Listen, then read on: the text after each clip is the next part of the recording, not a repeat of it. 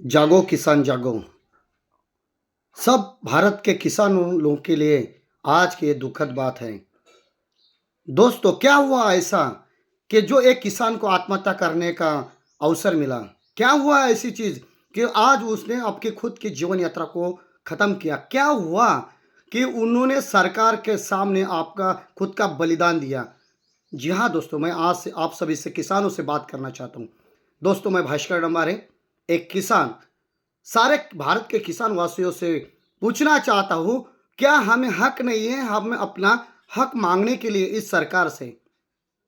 जी हाँ दोस्तों, आज एक ऐसी बात हुई है कि एक किसान सरकार के चलते अपना हक के लिए खुद को आत्महत्या का स्वरूप लेता है। क्या हुई ऐसी बात? कौन है ये किसान? कहाँ का ये किसान? क्यों किया इसने ये ऐसा कदम? दोस्तों, आज मैं इस वीडियो के माध्यम से आप बात करना चाहता हूँ। दोस्तों, जय जवान जय किसान, हम एक नारा तो बोलते हैं। क्या ये किसान के लिए सही हक है, सही कानून बना है?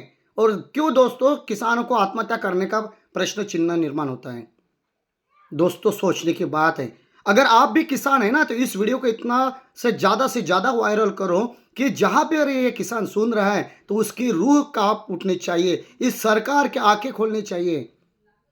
दोस्तों, आज मैं आपके सामने ऐसा एक पर्दाफाश करने वाला हूँ।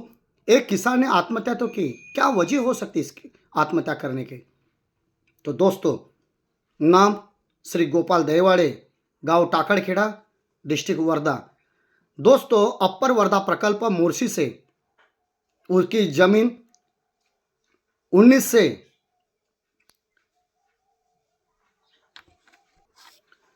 उनकी ज़मीन 1976 से दोस्तों अपर वर्धा प्रकल्प मोर्शी में उनकी ज़मीन धरण में गई थी, डैम में गई थी।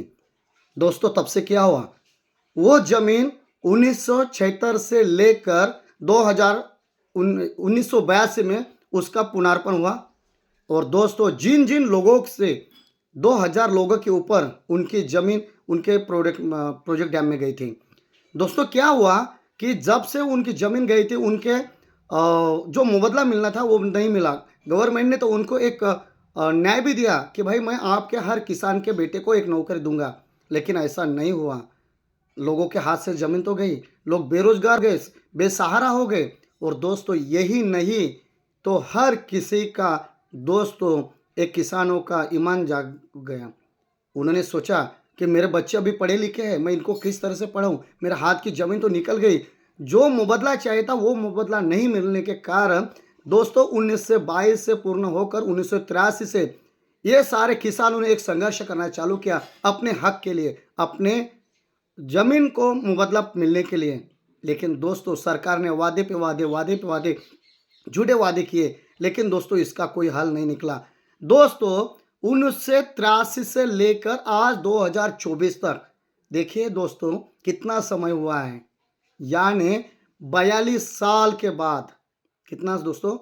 42 साल के बाद 40 और 42 साल के भीतर दोस्तों कितने सारे लोगों ने खुद की जीवन यात्रा खत्म की। यही नहीं दोस्तों, बहुत सारे लोग बेरोजगार हो गए। अभी इनके सामने बहुत सारी दिक्कतें आने लगी कि अपना परिवार कैसा चलाए। दोस्तों, वहाँ से कितने सारे लोगों ने कहीं ना कहीं अपना घर बसाया, लेकिन दोस्तों उनमें से एक संघर्ष लेकर चलते आए अपर वर्धा के आसपास के किसानों ने। 2000 किसानों ने उनके सामने, सरकार के सामने बार बार मिन्नतें की, बार बार अपना उनके सामने प्रपोजल रखा कि हमारे बेटों को एक नौकरी दे दो।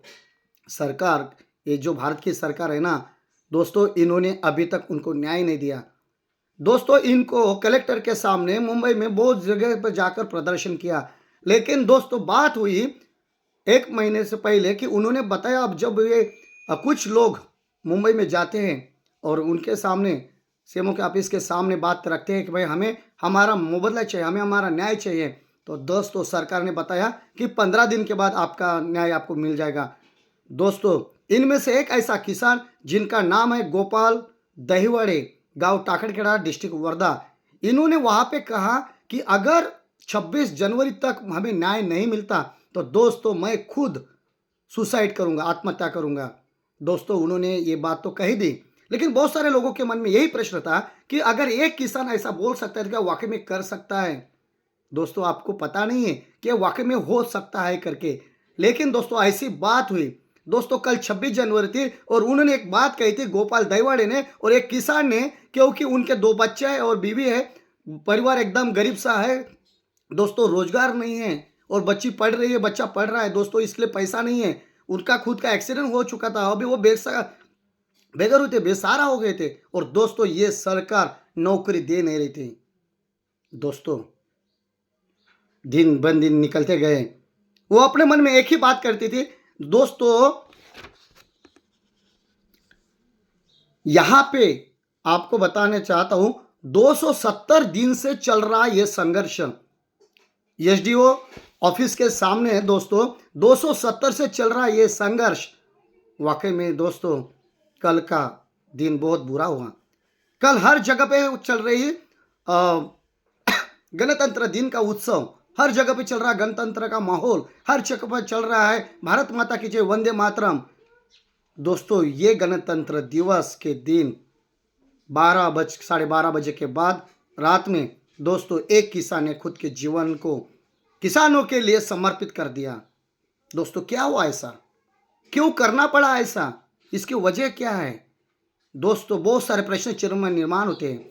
दोस्तों यही नहीं, यही किसान एक दिन अपने जीवन को अच्छा सुंदर सा सपना देखते कि भाई मेरा बच्चा पढ़ा लिखे बहुत बड़ा अफसर बने, मेरी बच्ची पढ़े लिखे बहुत बड़ा अपने सपने को पूरा करे। और दोस्तों एक गरीब पिता आज अपनी जीवन यात्रा को यहाँ पे समाप्त करता है।